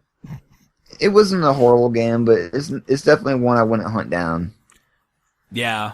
It still had the graphics the graphics actually kind of reminded me of like Chrono Trigger or something like that. A little bit kind of closer up to the characters, but it still had those very Japanesey sprites like you were about to play an RPG. I think the thing that got me was at the very beginning when you first pushed the start button and the fire kind of does that wave thing. And you're like, oh yeah, this is an SNES game. Yeah, it's like you see in every SNES RPG, you see like the waves. Like it was like, ooh, look at what the Super Nintendo can do. We can do waves. It was always like with the Sega Genesis with their music. It was always that very robotic sound. Yeah. It's like, look what we can do. So, that's what blast processing can do. Well, blast processing didn't have anything to do with the sound, but right. Yeah, the SNES. It was either that, like the waves, or it was always like a world map thing, like in Final Fantasy III, or you could go up into the airship and go flying around, or Demon's Crest even, fly around the world, and everything was like flat and looked all pixely and just awful, but it was just the gimmick that the Super Nintendo was using. Not really a gimmick, but I mean, that was their processor. That is what the Super Nintendo could do. Ooh. So, Waves was one of them, apparently. Yeah, that was his major go-to graphic, is the waves. and they did it with water, too. Like any water game, like Wave Race, it'd come up the little splash screen and the water would be all wavy. Yeah. Golly. There was a lot of games that did that. Oh, yeah. A lot of them. I'm glad we're out of that era now. I thought it was kind of cool back in that time, but I mean... Oh, yeah, 21 years ago, that was the shit. Was it 21 years ago? 1994, sir. Good God. We're old. Yeah, but we look good. I try. We all try. All right, so that was my review of that. What I picked out for you was one I actually played when I was in school. I got it for Christmas one year. I laid out this whole story last time. I picked out Decap Attack for you. Yes, you did. Yes. And how did that go, sir? Painful, actually. I'm sorry to kind of say that about, a precious childhood game, I guess. I don't know how precious you considered it, but it was a memory that I cherish, goddammit. Yeah. Don't ruin my childhood, Michael Bay. I gotta do it. I think if I would have played this 10, 11, 12 years old, I would have been fine with it. For one, I had a problem getting to the game. Like, I swear, with the other games I was playing, I always found myself strapped for time when I should have actually been sitting down and playing this game. So what I did was I went ahead and threw it onto my PSP, and I took it to work with me. I was playing it at work. I actually was emulating it on my phone, which is never... No, okay, I won't say never, but a game like that, you'd never want to play a game like that on your phone. Right. It's just awful. Don't ever play a platformer on your phone and expect it to be good. Not unless you're really good at the game. But this game, okay, the whole premise to it is there's some evil ogre, like, correct me if I'm wrong with this, but some evil ogre, he's causing some trouble. A scientist in what looks like Igor bring to life Chuck D. Head. Yeah, keep going. It's such a horrible name. I don't know. He looks like a mummy, but that's what you do. That's what you're doing. You're chucking the head. Well, God, it's such an awful premise. You're like a mummy missing his head. And I mean, the character sprite, I really did like the character sprite because, like, his eyes were in his chest, and your attack was like your guts came out and just like attacked the enemy. You could run around, you could jump on him like Mario, but you were just going around this level, and the levels were never like linear. Like, it was never just get from left to right. There was always a bunch of upper areas you had to get to and then go around, and you might have ended up back at the top and going left again. There was bridges that fell kind of like in Sonic. If you ran across them, they start falling. That was kind of cool. The controls were, it always kind of felt like Chuck D. Head was on some ice. So it made it a little difficult. But I mean, you could end up picking as a power up his head. Like, his head was like a skull that you could literally just chuck at enemies and it'd come flying back to you. And it was sort of like the mask on Crash Bandicoot, whereas if you got hit, it disappeared. Yeah. So I almost didn't even make it through the first level before I just quit. I'm not saying I quit, but okay. Using the emulator, I did kind of save that state at the first boss, and it just took forever for me to actually beat the boss. It felt like it was the same thing over and over again. The music was kind of the same thing over and over again, and I don't know how you survived through this game. Like, did you actually beat this game back when you were younger? I would assume you did. Oh, God, no. You didn't beat the game? No, never beat that game. Come on, that game's too fucking hard. The game was atrociously hard. And here's the deal. They even kind of helped you out a little bit. I know they gave you like this inventory system that you got different potions that did different things, like it would freeze the enemies on the screen for a little bit, right, or make your attack a little bit longer. But in the long run, it didn't help me out any. Like, the menu screen for that was just kind of agitating. So I always just tried to find the head. I always tried to get a little head and yeah, I got it. Go and use that and just hope I didn't get hit any at all. And it was a painful experience. I don't know. I don't know how you survived it. Like, how long did you hang on to that game before you finally said, I can't do it anymore? I had that game, let me see, 93. I think I finally got rid of that game about 5 years ago. Whoa. Okay. Yeah. Was it just well, I need to trade this thing off, or was it like, I'm getting rid of my stock, or, I mean, what happened there? What happened was basically I was on some hard times and trying to figure out a way to pay rent. So I went through my collection of stuff that I hadn't even touched in years, and started selling off like my Genesis stuff. Oh. That's one thing I wish I never ever sold. I would have much rather sold my 360 stuff as opposed to my Genesis stuff, because I had so many. I mean, I had Sega CD, Sega Genesis, Sega 32X, I had all that stuff, and it's all gone.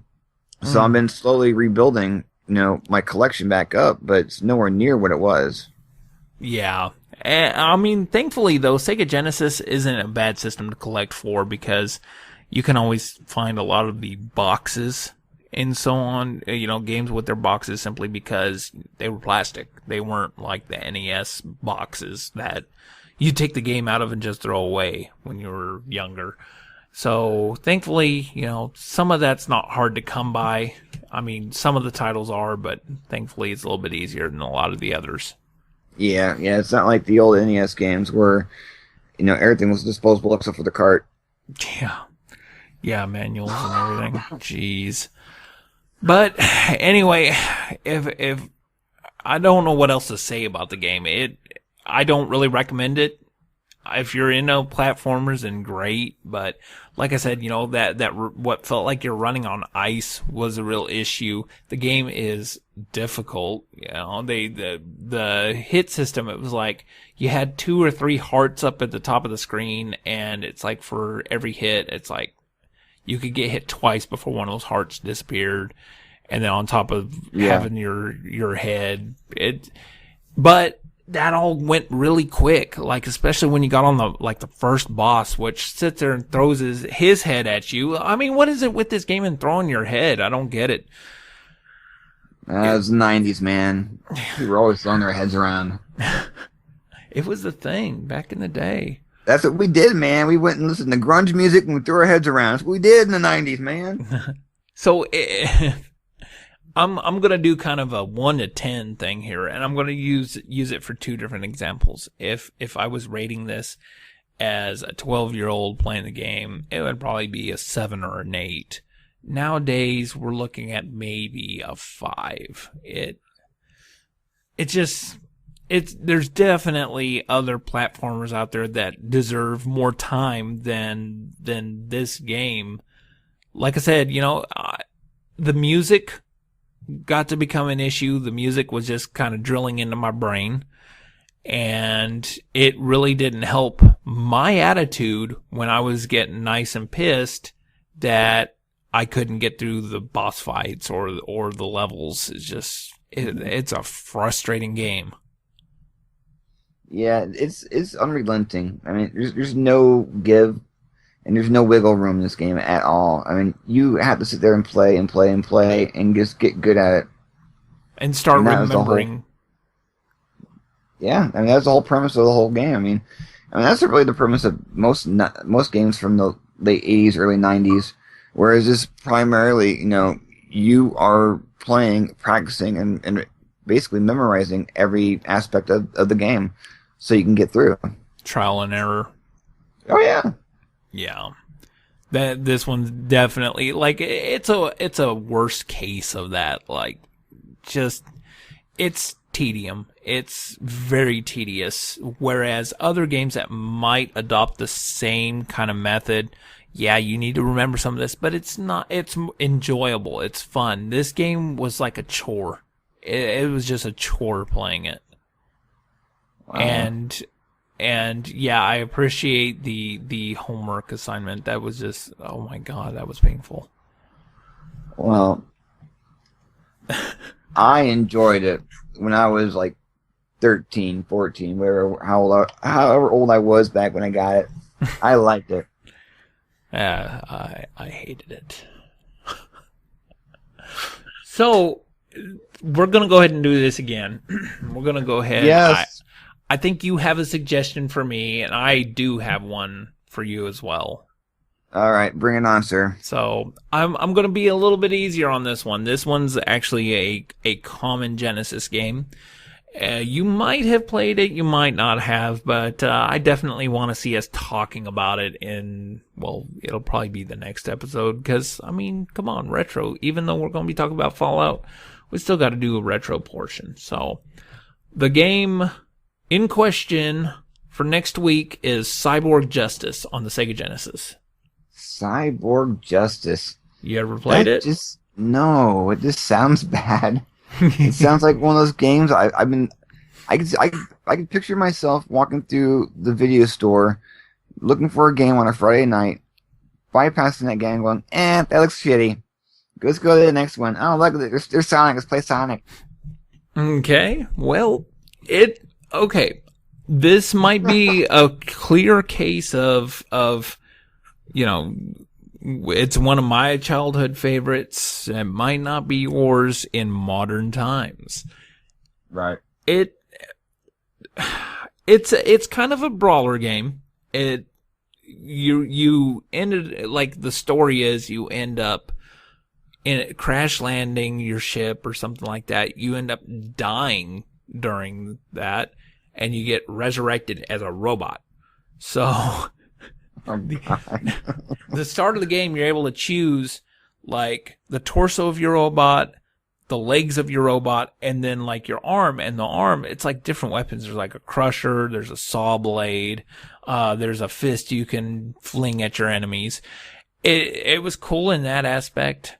And the real great thing is you could actually pull your enemy's arms off and take them over and put them on yourself. Or you could, like, pull their torsos off and use them as energy. Like, trust me, it's kind of fun in that aspect. So I'm just going to let you play on that and tell me what you think on that a little bit. There's like 4 stages in the whole game, so it shouldn't be all that bad. All right. I went a little easy. I'll give it a whirl. I'm going to download it tomorrow and give it a try earlier than this last one I just did. Enjoy it for a couple of weeks. Yeah, I'll let it sit and marinate in my brain and hopefully enjoy. I really hope to enjoy this. You will thank me in 2 weeks. You'll be like, damn, Classic. Thanks, man. This game was awesome. I don't know if that's sarcasm or not. You're scaring me. Stop it. Am I being sarcastic? I don't know. You're scaring me. Knock it off. See, I know Halloween's coming, but stop it. Yeah. You'll never know. Maybe I am. I won't Maybe know I'm until not. next show. You'll find out. You'll find out. In the Twilight Zone.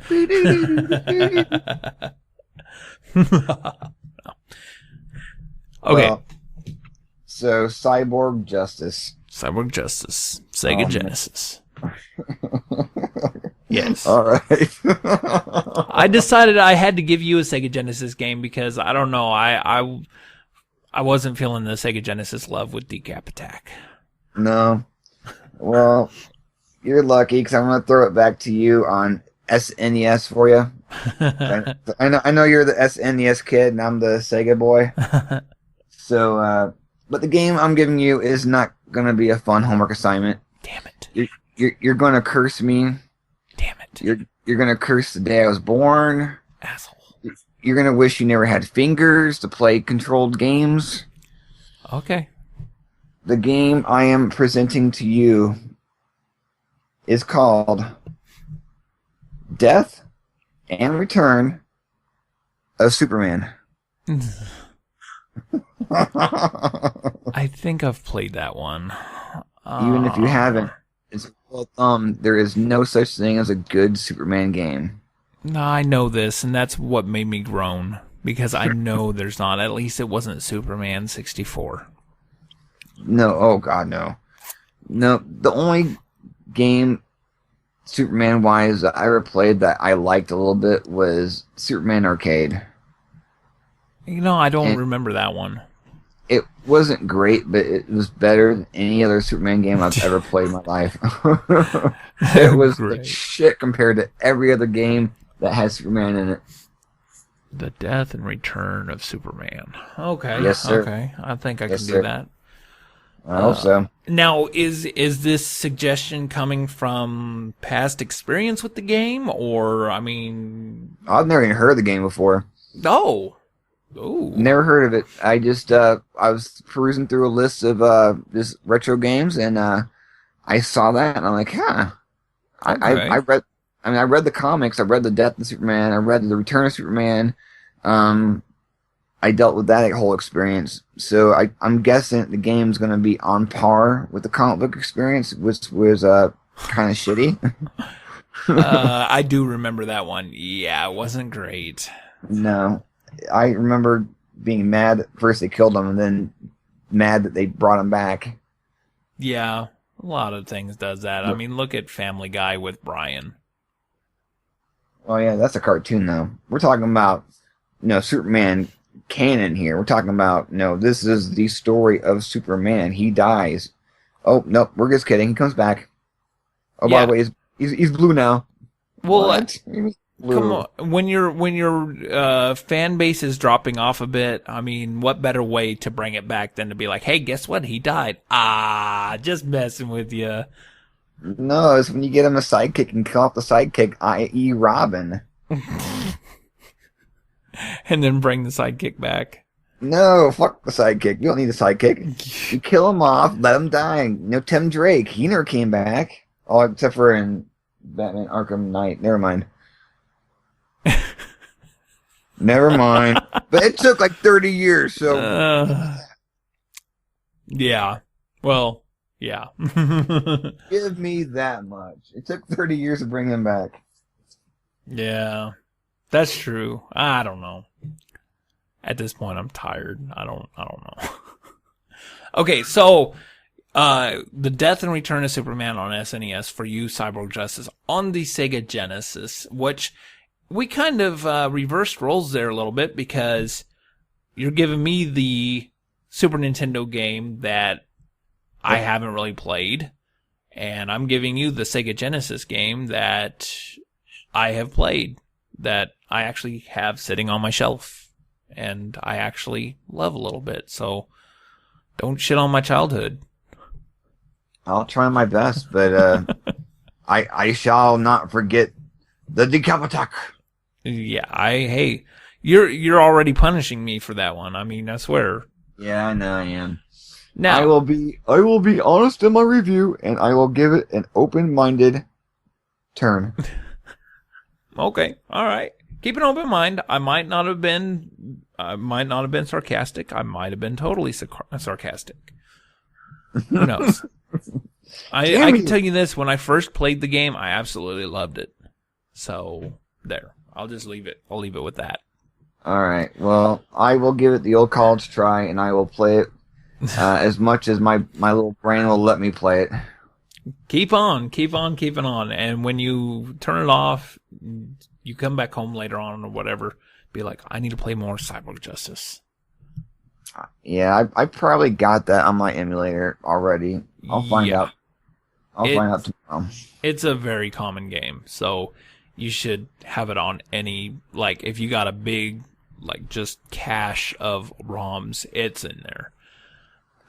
Now, a hopefully soon-to-be listener, friend of mine, has made a suggestion for us to play. So we don't have one game to play. We've got 2 games to play. All right. What's this other game that you got for me? So my buddy, a co-worker of mine, goes by the name Jose Guerrero. He told me about a little game. He said he had watched a movie, and he said, you know what? Because I'd been sharing the podcast with him a lot, talking to him about it, and so on. He goes, you know what? You guys should play the game of this. Not only the game of it, but you guys should play the Game Boy version of this. Oh, no. The game I'm talking about Is I've never played that game. I've never heard of that game. Nor have I. That sounds like a freaking awesome game right there. The It game must be new. yeah, the game in question is Judge Dredd Oh no! on the Game Boy. Now I don't know. Oh no! I think he said Game Boy Color. I don't know. Oh no! Yeah, and mind you, he said this about a week ago. So I have really refrained. I didn't even know a Game Boy version of this game existed. So, yeah, I have refused to look at the gameplay, any pictures, anything like that. I actually, though, whenever I went out, a little bit of game hunting yesterday, I was actually looking for a copy of it to actually play and couldn't come across it. So it's going to be emulated. Yeah. That means it's rare. Shit. Not Judge Dredd. I highly doubt it. He couldn't have said, play it on Sega Genesis. Play it on Super Nintendo. I mean, hell, play the arcade version of it. The arcade version is actually a good version of, like, not the movie Judge Dredd, but the Judge Dredd universe. Not a bad game. But the Game Boy version of Judge Dredd. And I'm not talking about Dredd that came out a couple of years ago. I'm talking about Judge Dredd, Sylvester Stallone, Judge Dredd. Horrible. Ew. Yeah. So, shit upon shit. As long as Rob Schneider does not pop up in the game, I'll be fine. Yeah, he probably will. He better not. I will murder your friend. Murder him in the face. He's gonna, like, he told me he would listen to this episode. He goes, you better mention me. You better mention me in the video. I want my 15 seconds of fame. I was like, okay, I'll bring you up in it. So, there's his 15 seconds. He gets 30 seconds. Give him 30 seconds of fame. He doesn't deserve 30 seconds. I don't know, Judge Dredd. He's just on the being Game Boy? Yeah, Game Boy. I don't even have a Game Boy emulator. I gotta go download one now. Well, I mean, thankfully they're pretty easy on the PC. You're just not gonna be able to play it on your Xbox. I know. So, there you go. You got Cyborg Justice and Judge Dredd. Yep. And you got Death and Return of Superman and Judge Dredd yourself. Yep. Hey, we got 2 weeks. I think we can do it. Oh, I know we can do it. We just won't like it. So, all right. There we go. So, we got our little, right now, actively called homework assignments. We got to do the book report on it. I want a 500-word review on these games. Each? Yes.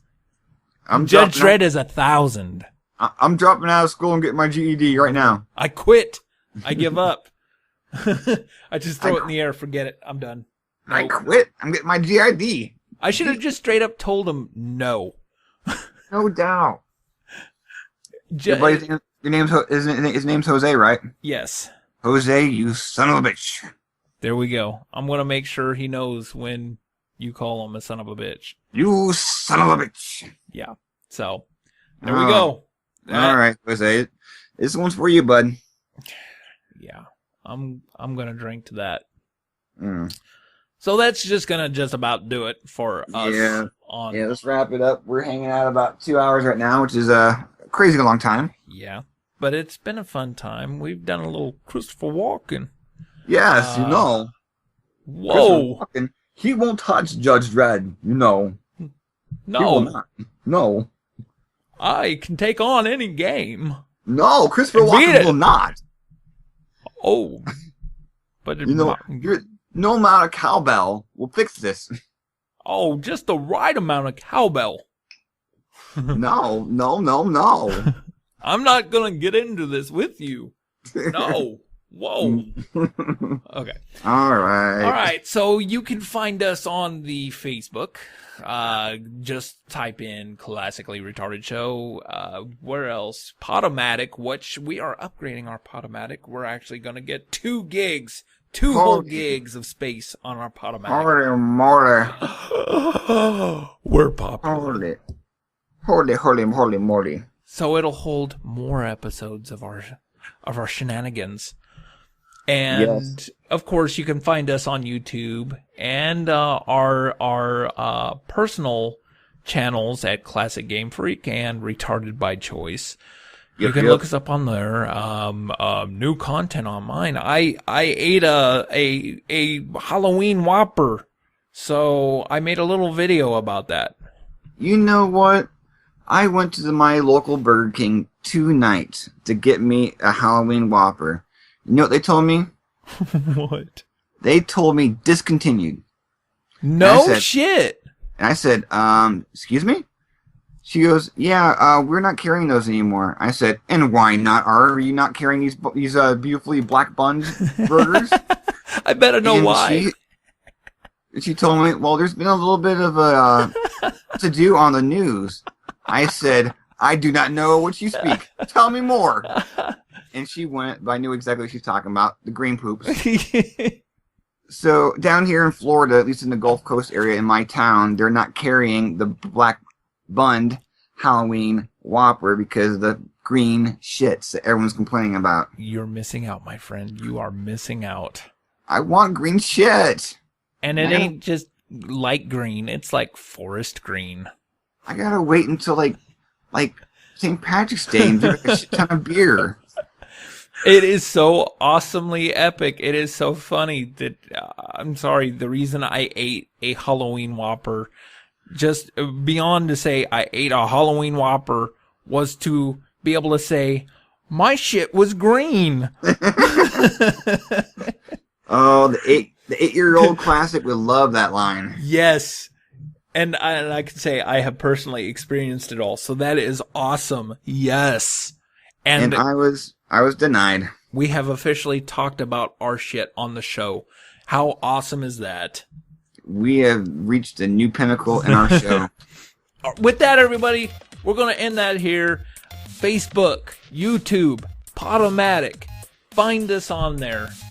Yep. So, for the show, I am Classic Game Freak. And I am Retired by Choice. Y'all have a good one. Yep. Peace.